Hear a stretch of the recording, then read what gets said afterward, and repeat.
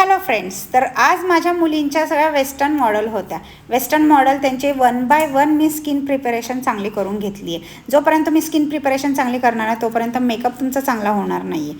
So 1 bye 1 मी सर्वांकडे एवढं काळजीने लक्ष देत होते की त्यांचे आय मेकअप, त्यांचे ब्लश, त्यांचे लायनर हे किती व्यवस्थित त्यांचे आले पाहिजे, ह्या गोष्टीकडे माझं सतत म्हणजे लक्ष होतं. त्यानंतर जेवणाचा ब्रेक झाला. ब्रेकमध्ये कढी तर छान झाली होती, भारी वाटली होती, त्यामुळं जेवण तर मस्त झालं. त्यानंतर मग जसं मुलींचे मेकअप करून झाले त्यानंतर मुलींनी शूट केले. काही मुलींनी इनडोअर पण शूट केले, काही मुलींनी आउटडोअर पण शूट केले. आउटडोअर शूटला पण छान छान फोटोज वगैरे त्यांचे आले आणि व्हिडिओज आले.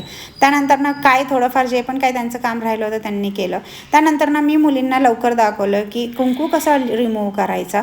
जेव्हा तुम्ही एंगेजमेंट झाल्याच्या नंतर कुंकूचं हे असं ते रिमूव्ह कसं करायचं ते सांगितलं. त्यानंतर ही हळद, आता हिला हळद लावायला फार आवडत होती, त्यामुळे हिने बरोबर तिला हळद लावून घेतली, एवढी हळद.